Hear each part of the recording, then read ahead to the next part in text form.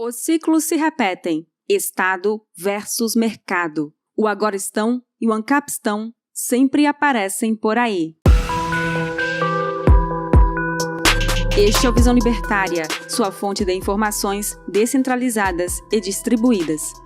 O que chamamos de economia de mercado só veio à tona no final da Idade Média, ainda na vigência do feudalismo. Começou nos burgos, isto é, nas cidadelas fortificadas e protegidas por alguma forma de Estado. Graças aos burgos, ou melhor, à sociedade de mercado, a imobilidade social de castas foi destruída.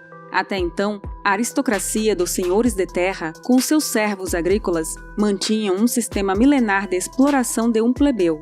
Doravante, surgiria uma nova classe a competir com a aristocracia, e essa classe é a burguesia, os comerciantes dos burgos.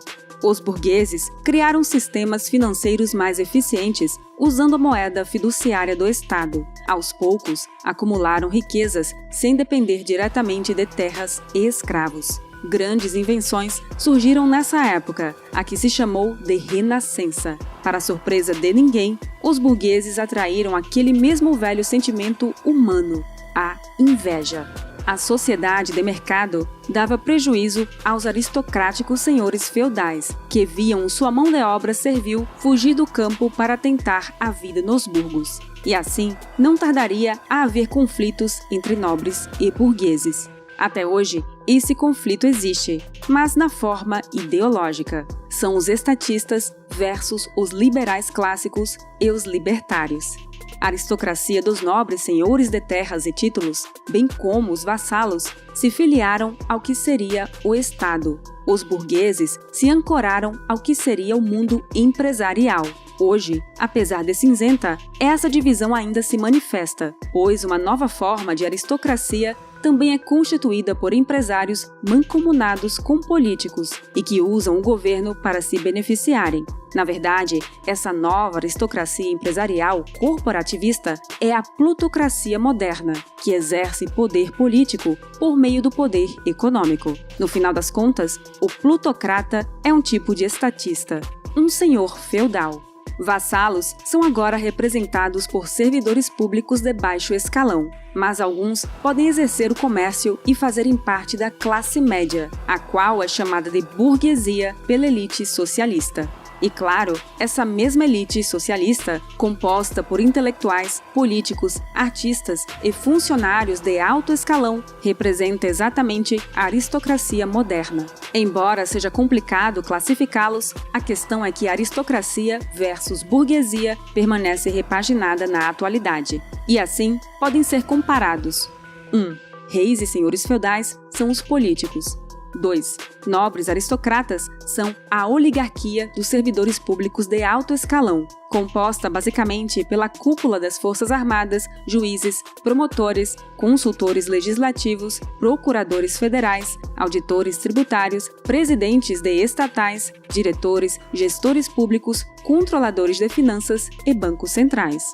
3. Vassalos são os policiais, soldados, professores, enfermeiros, técnicos, bombeiros, fiscais de linha de frente, como de trânsito, vigilância sanitária, ambiental, entre outros.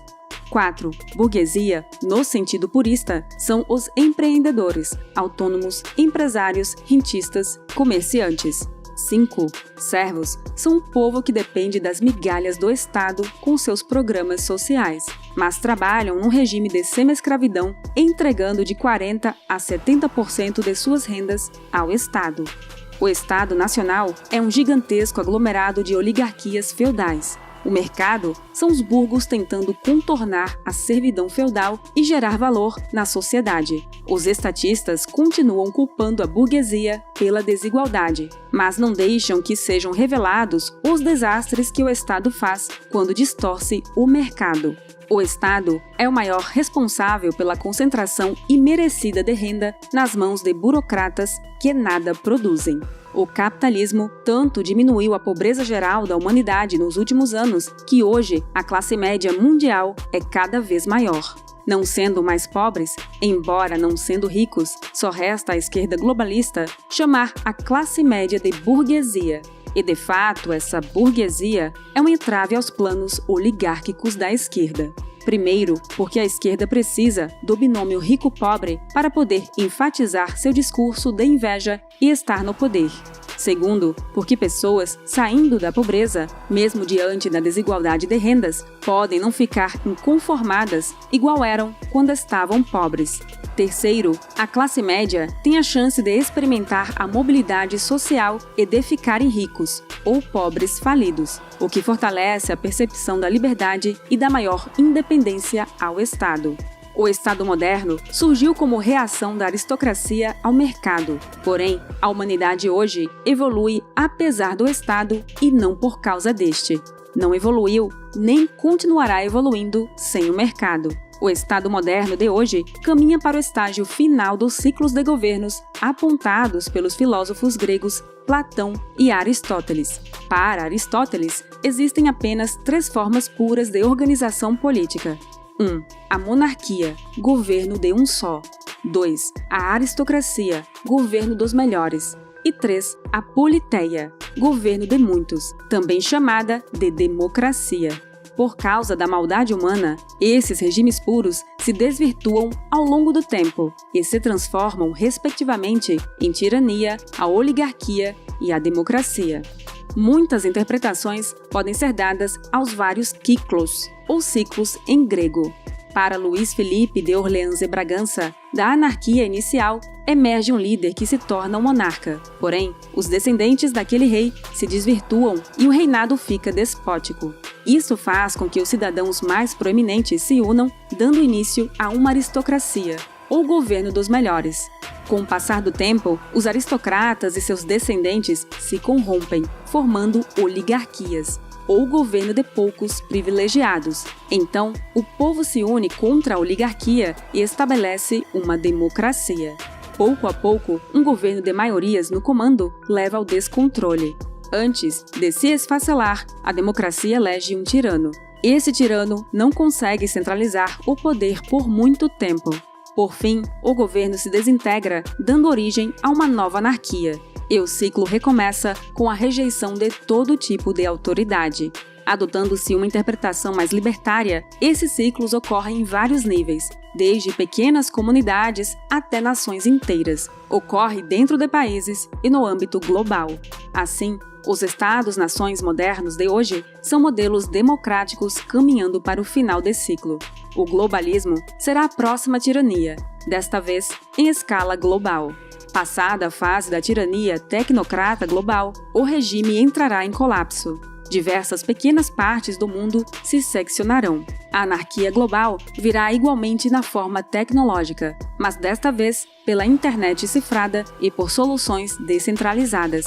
Já a anarquia setorizada ocorrerá em pequenas comunidades, em condomínios e em fazendas. O êxodo será o contrário. Pessoas fugirão das cidades e voltarão para o campo. A noção de propriedade privada voltará a ser defendida com afinco. A democracia é uma forma degenerada de massas ensandecidas lutando por privilégios.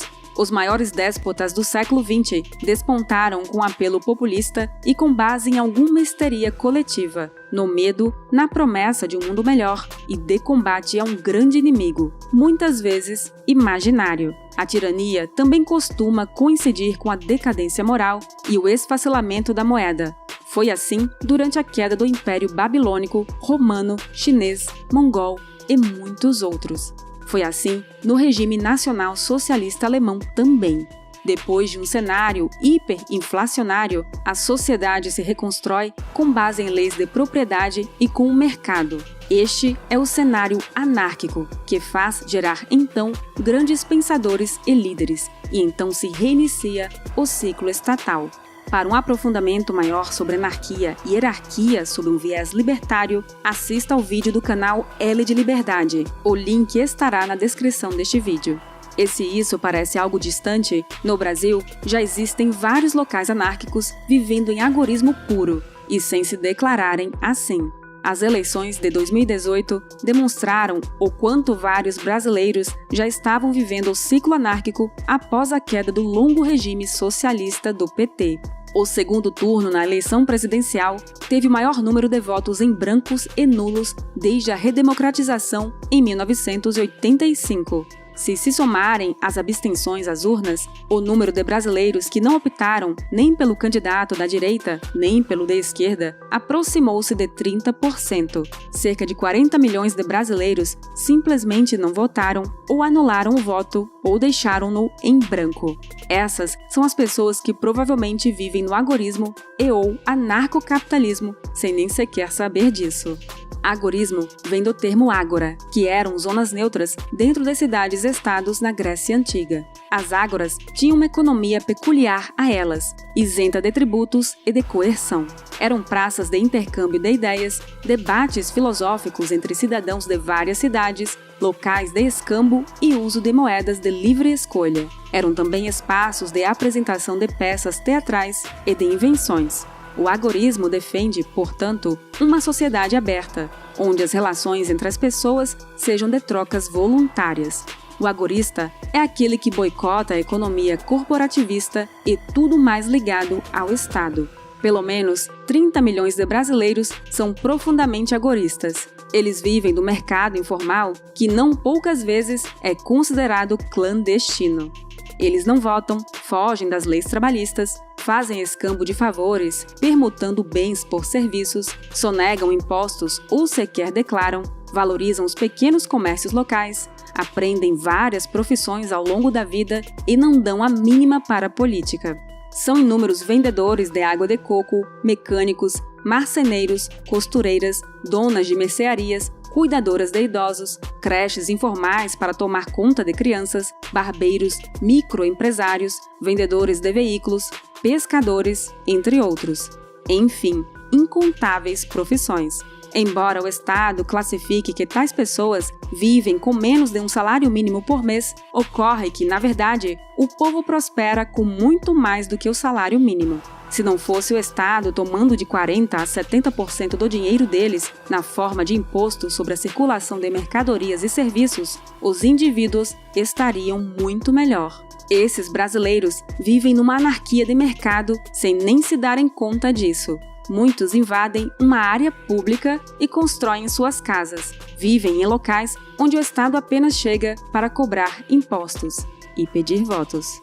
Se organizam basicamente sem polícia, mas nem por isso vivem necessariamente numa barbárie.